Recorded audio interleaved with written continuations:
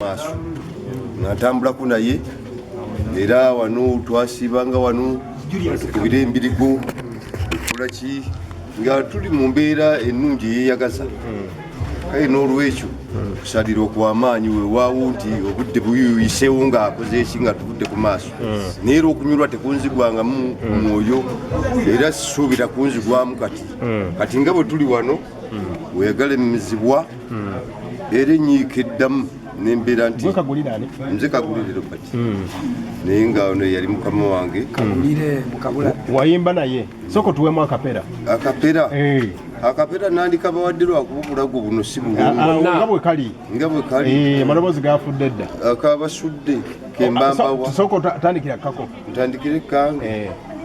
entuuya zanvaamu ngasimba gemaziga mikwano gindimu abampitangako ngakoola matama bagasimba enkondo bwe balaba mpanudde emboona nga ntadde ku midaala ntunda ne bakoneza nnyo emmiro bw'otagaba yasukka obukodo kale natandika nsaagirira nga bambagira ku bisenge ne mbayitako endiima nga bali mu biboozi omutali palana n'esituka ey'ekitalo nga baagala nzira embwa emabega abange mbalamusiza mwenna sosodde mbika mubeera n'essanyu lwe mpulidde nga nina be naleese mbawe nange nkyewuunya nakifuna nti okunyumya ebibatuuka mu mitwe sinze njagala naye nnyini nsi yannaazaako ebibi nembeera muyonjo mukawo w'emmiro nassaamu eggono nange olwamanya beyantonedde nanzija gye mubeera nnyumye ate kirungi nemba wa lugambo awovunaana yanjola ekirala ffe sinnakulambye essanyu lyabulako omanyi so nga ndi wakisa nnyo mbirowoozo kyenva mbuulirira okufa kwekonyongereza okuba ekidongo nekyebalulanga obuti nemwebuuza nti ono yakula ati ayimba byomutebesebeza mube bifaanana mukira mwengi abamu abidobonkanya ze kanyimbe n'emizimu gyekaginyamba obutaseerera ne mukama ajo ekatunda ampenga ebibawoomera munabanga mukunga byenaleese ngenkya nyongerayo ebipya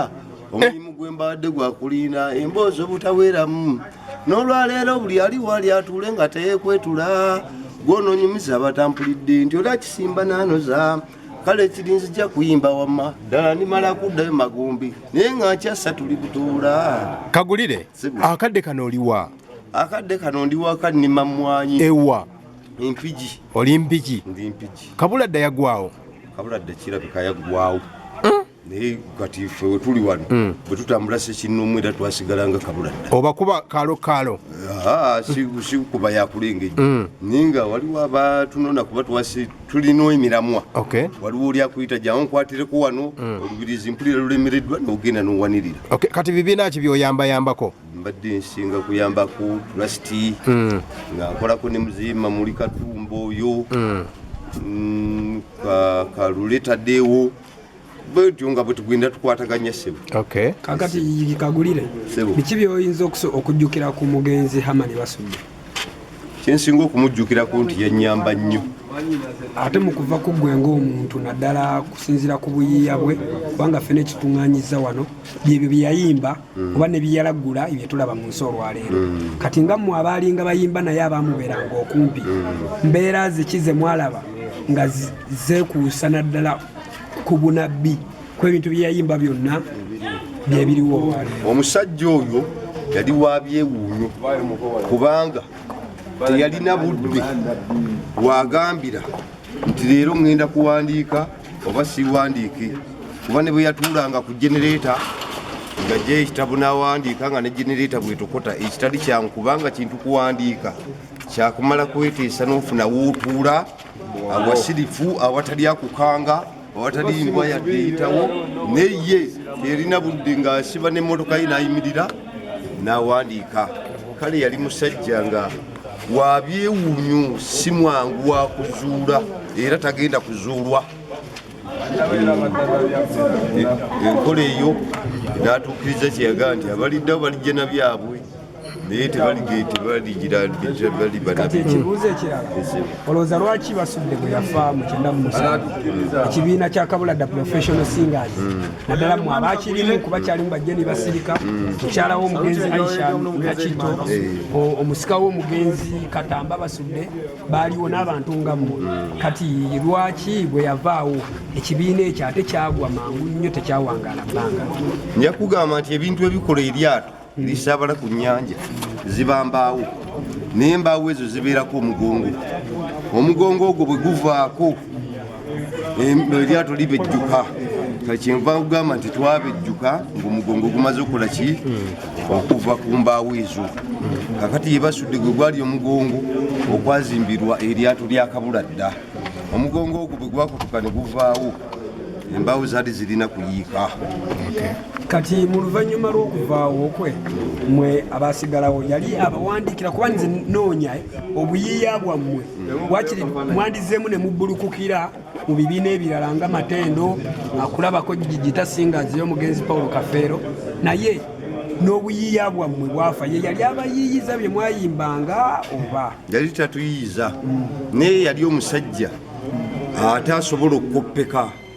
ng'obwaleeta ekintu osobola okuggyako akantu naawe n'obanga yeetandikawo nga kugamba yali muvumbuzi nga byavumbula ffe kutujja obuntuntu naffe ne tubutambulirako kakati bwe yavaawo nga tetukyalinaku bututambulirako byeyalekawo nga tugenze tubisunasunako tubiyimbyeko ne tusigala mu bbanga tewakyali gwe tukoppa kubanga n'abayimbi bangi abanene abaali ab'amaanyi era naye nga balinda n'afulumya ne batwalako teepu awaka ne bamala okuwuliriza yayimbye ku ki kati ne bagenda nga bakeketa ebbali nga bwona omwana bw'anaakwata erindaazi n'agenda ng'alijjako obuntu eno oluvannyuma n'aluma naye ng'amaze kujjako bukoze eki tayinza kutuukira ku lindaazi kakati be bayimbi ffe be abaasigala twasigala tetulina biwawaatiro tetulina kwe tubojja nawulirizaako ko ku Lord Fred Sebatta puroguramu emu ng'omugenzi Maaka Makumbi akyakubiriza puroguramu y'akadongo kamu ku CBS baamukyaza n'agamba nti Basudde yali muyiiya nnyo nga tebamutayiriza ku alubamu esooka nga bamulindira ku teepu yakubiri kati ekyo yakikolanga atya naddala ku mmwe abamulinga okumpi yakikolanga atya okuyiiya okwo nti banne buli teepu yafulumirangako ennyimba eziwera olutali lumu yakikolanga atya banne